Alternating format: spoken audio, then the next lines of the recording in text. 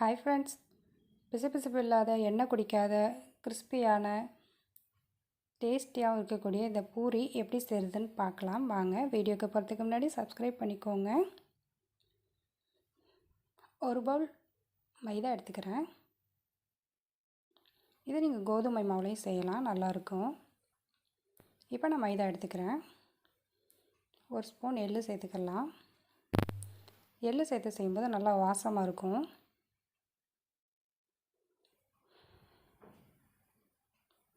கால் spoon உப்பு அதிகமாக சேர்க்க வேண்டாம்.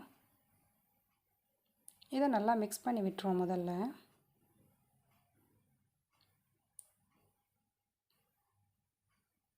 எல்லா பக்கமும் உப்பு சேர்கிற மாதிரி மிக்ஸ் பண்ணியாச்சு. இது கூட ஒரு ஸ்பூன் டால்டா சேர்க்குறேன், வனஸ்பதி.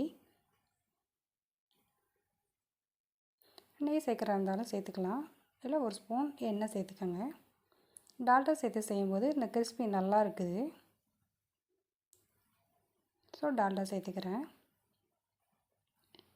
நல்லா எல்லா பக்கமும் மிக்ஸ் பண்ணிடுவோம். ஃபஸ்ட்டு இந்த மாவில் அந்த டால்டா எல்லாம் மிக்ஸ் ஆகிற மாதிரி நல்லா மாவை பிசைஞ்சு விட்டுக்கிடுவோம்.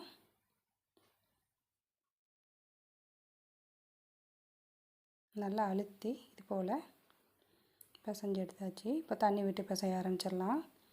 தண்ணியை மொத்தமாக சேர்த்துறாதீங்க, கொஞ்சம் கொஞ்சமாக சேர்த்து பிசையலாம்.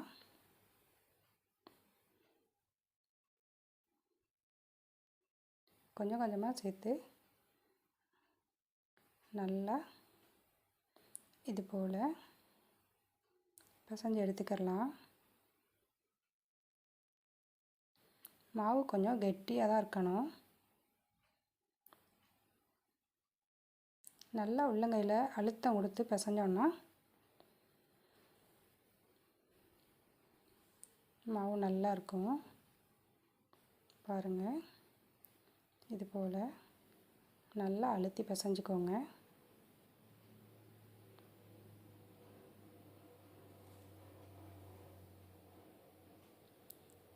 பார்த்தாலே தெரியும் நல்லா கெட்டியாக இருக்குது. இது கூட ஒரு ஸ்பூன் அளவு நெய் சேர்த்துக்கிறேன். எண்ணெயும் சேர்த்துக்கலாம். நெய் சேர்த்து செய்யும்போது கொஞ்சம் வாசமாக இருக்கும்.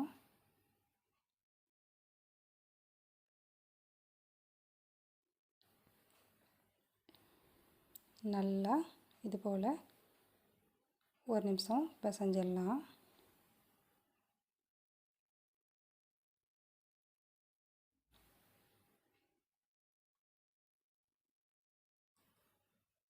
இது ஒரு 10 நிமிஷம் ஊறட்டும். நம்ம அதுக்குள்ளே மற்ற பொருட்களை ரெடி பண்ணிடலாம். ஒரு மூடி போட்டு மூடி 10 நிமிஷம் வச்சுருவோம்.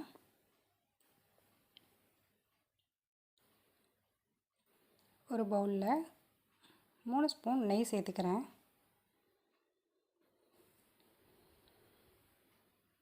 இதுவும் எண்ணெய் சேர்த்துக்கலாம். நெய் போடும்போது நல்லா டேஸ்ட்டாக இருக்கும், அவ்வளோதான். இது கூட ஒரு ஸ்பூன் மைதா சேர்த்துக்கிறேன்.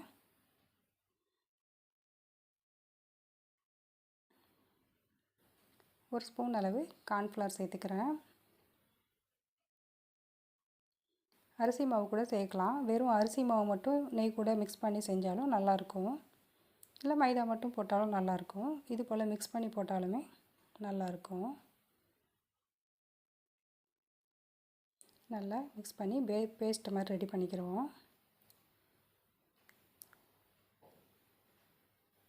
ஒரு மிக்ஸி ஜாரில் 2 ஸ்பூன் சீனி சேர்த்துக்கிறேன். அது கூட 2 ஏலக்காய் சேர்த்துக்கிறோம். இதை மிக்சியில் பொடி பண்ணி எடுத்து வச்சுருவோம்.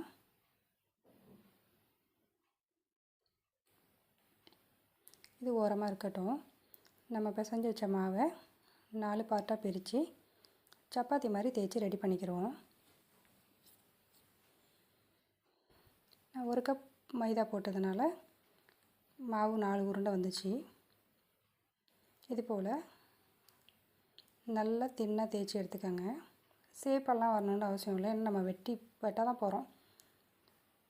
ஸோ ஸோ ரவுண்டாக சேஃப் ஆகணும்லாம் ஒன்றும் இல்லை, நல்லா தின்னாக தேய்ச்சிக்கோங்க. இது போல் 4 உருண்டையுமே தேய்ச்சி வச்சுக்கிடுவோம். இதுக்கு மேலே நம்ம கீ பேஸ்ட் ரெடி பண்ணி வச்சுருக்கோம் இல்லையா, அதை அப்ளை பண்ணிடுவோம். நல்லா எல்லா பக்கமும் போடுற மாதிரி தேய்ச்சி விட்டுட்டு இன்னொரு சப்பாத்தி அது மேலே போட்டு அந்த பேஸ்ட்டை நல்லா அப்ளை பண்ணிடுவோம். அவ்வளோதான்.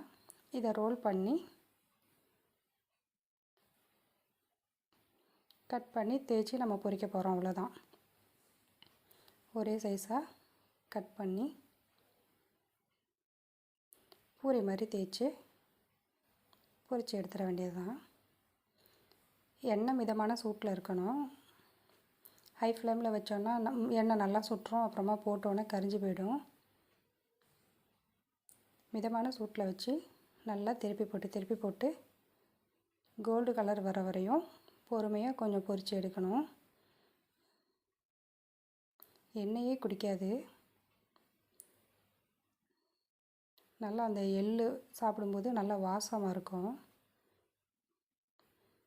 திருப்பி போட்டு நல்லா கோல்டு கலர் வர வரையும் பொரித்து எடுத்துருவோம். இந்த எண்ணெயெல்லாம் இப்போ அடங்கிருச்சு, எடுத்துடலாம்.